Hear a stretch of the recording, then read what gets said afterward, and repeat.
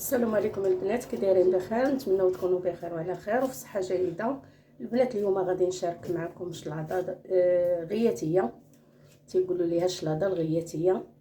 كاين بزاف اللي ما تيعرفش الطريقه ديالها كيفاش. هي راه سهله. تنشدوا فلفله، عندي هنا خضراء، عندي الحمراء، وعندي المطيشه. انا هنا غسلت فلفله مزيان ونشفتها وحطيتها في الطاوه اللي تدخل الفرن، ودهنتها بشويه ديال الزيت وحطيتها في الفران من الجهه التحتيه باش هكا تتشوى. ومطيشه حتى هما تغسلوها وتنشفوها وتدخلوها تشوى معاها الا بغيتوها مشويه، ما بغيتوهاش. انا هنا خضراء، خليت هذه خضراء قشرتها وغادي نحيد ليها هاد الزريعه ديال داخل نعصرها، ومن بعد عاد غادي نقطعها مع فلفله. هاني عصرتها كما تتشوفوها، حيدت ليها الزريعه ديالتها وغادي نقطعها عاد باش ندغسها معاها. كاين الناس اللي تيشويوها طريقه ديال زمان، كانوا تيدخلوا كلشي للفران هكا ديال العواد ولا ديال الغاز، تيشويو فلفله ومطيشه وكلشي عاد تيقطعوها باش عاد كاين اللي تيقطع رقيقه، كاين اللي تيدير ليها واحد الدغاسه هكا تيدغسها. المهم خليكم معايا. انا هنا باش ما يجيش الفيديو طويل شويتها وقشرتها. كاين اللي ما تبغيش تقشر ليه دغيا، بداو مني تشويوها في الفران، قلت لكم غسلوها ونشفوها وديروها في التشوى، ومن بعد خرجوها حطوها في البلاستيكه وخليوها واحد 5 دقائق، ومن بعد قشروها راه دغيا تتقشر. ومني تتقشر راه صافي تبعوا الطريقه كيف ما هي. هنا مطيشه انا غادي نعصرها كامله من داك الزريعه كما تشوفوا. وكاين اللي تيشويها، انا الصراحه ما شويتها شيء، درتها في حيت الا لاطه هزات ليا فلفله ملي تنطيب الخبز صافي حطيت غير فلفله تشوات ومطيشه راه عاديه، تتجي بحال اللي مشويه بحال اللي هكا عادي، نفس المذاق البنات، راه ما تتغير حتى شي حاجه، تتجي زوينه هاد الشلاضه هذه وكلشي تيبغيها ومعروف عليها شلاضه غياتيه. هذه المنطقه ديال الشرق تيديروها بزاف. هنا تنحيدوا ليها داك الزريعه البنات باش ما تطلقش الماء، واخا تشويوها في الفران ضروري تعصروا ليها الماء ديالها فاش تحيدوها وتقشروها، عصروا ليها داك الزريعه وداك الماء اللي تيكون فيها باش ما تجيكمش جاريه شلاضه، تجيكم ميها. صافي غادي ندوز نقطعها وعاد نتلاقى معكم. هنا عادي تنقطعوها عادي هكا بيديكم ولا على القرده اللي بغيتو.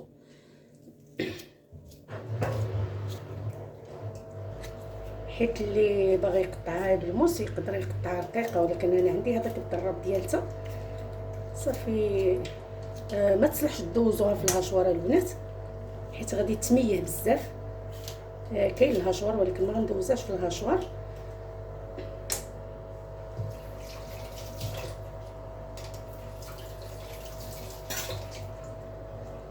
عندي هذا ديال اينوكس البنات، داير بحال الموس، هو راه ما ماضيش ولكن داير بحال الموس. وكاينه البنات اللي بحال هكا تدوزو عليها بحال هكا،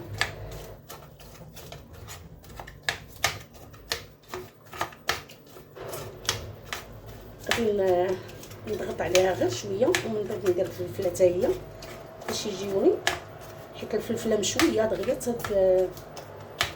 دغيا غادي تهبط باش نبرك عليها.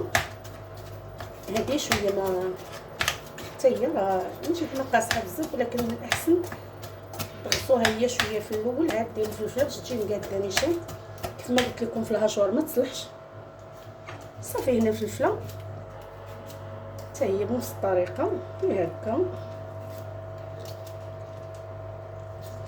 بغيتو ديروها على الكرده ديروها. انا هنا راهي غادي دايره فيها واحد 3 ديال الحرات، اللي بغى يدير الحر اللي ما بغاش ما يديرو شي. حتى اللي ما عندوش هذا ديال اينوكس البنات هكا كاينين الخياطه والخياطه اللي تيكونوا تيخيطوا هكا الحوايج، تيكون عندهم هذاك الرولو ديال الخيط تيكون كبير بحال هكا، هو ديال البلاستيك.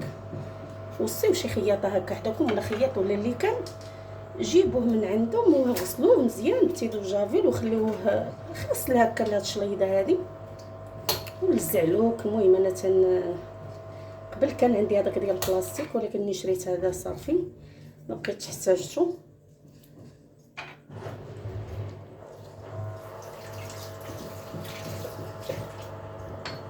هادي تقدروا ديروا ليها هي هكا، حيت هذا ماضي تنقسمها على جوج وتنلوحها وصافي.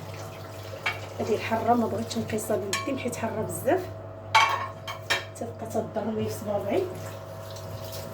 اللي عندهم ليكات يديروا ليكات هكا باش ما تضرهمش يديهم صافي كيف ما قلت لكم.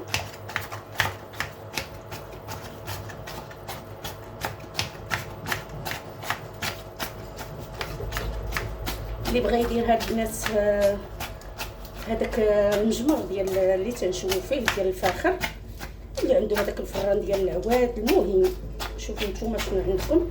الصراحه الله على العافيه تجي زوينه بزاف على الفاخر، تجي بنينه بزاف. الطريقه ديال اللذه ديالتها هي راه تجي تقريبا بحال ولكن على العواد تجي فيها واحد البنه زوينه بزاف.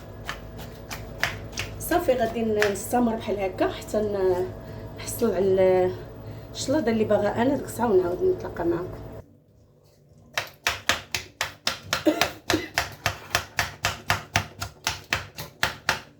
صافي البنات،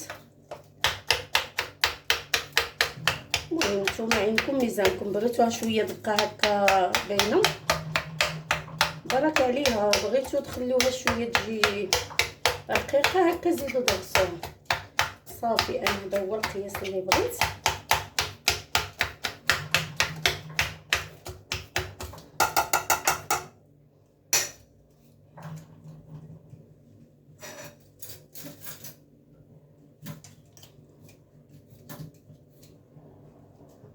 راه ما رقيقاش ما غليظاش.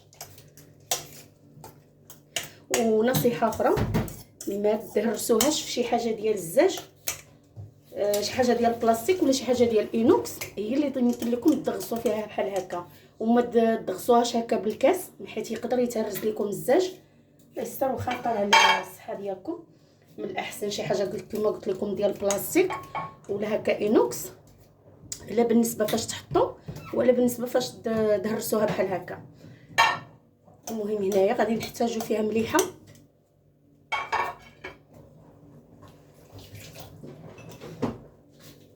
قياس اللي بغيتو نتوما.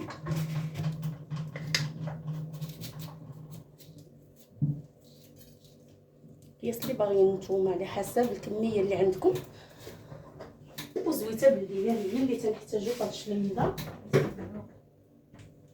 فقط زيت البلديه ومليحه صافي. هادشي اللي تنحتاجو فيها. الزيت حتى هي ديروا القياس اللي باغيين نتوما. ونصيحه اخرى، ما يمكن لكمش تخلطوا فيها المقادير الزيت والملحه حتى تقربوا تحطوا هكا الماكله باش ما توليش مميهه تطلق داك الماء ديالها. بحال دابا انا دابا صافي راه هنا غادي نقادها غادي نحطها مع الغدا. الا كنتو غادي تخليو مثلا شويتوها بكري وقاديتوها، من الاحسن خليوها بلا ما ديروا فيها الملحه والزيت حتى تقربوا تحطوا هكا الغدا ديالكم ولا العشاء، عاد ديروا فيها هذه المليحه والزويته وعاد حطوها في الطبيصله اللي باغيين نتوما. صافي هنا حطيتها في الطبيصل هذا وغادي نحطها في الطبسيل ونحط بيصلات صغارين في الطبله. واللي بغى الشليضه يهز القياس اللي بغى هو اللي باغي ياكل ويهزها بالمعلقه ويحطها في الطبسيل اللي بغاه هويا. وصافي هذه هي الطريقه اليوم ديال الغياتيه البنات. متنساوش الا عجبكم الفيديو تشجعوني من لايك واشتراك فضلا ليس امرا. وشكرا لكم بزاف والى اللقاء في فيديو اخر ان شاء الله.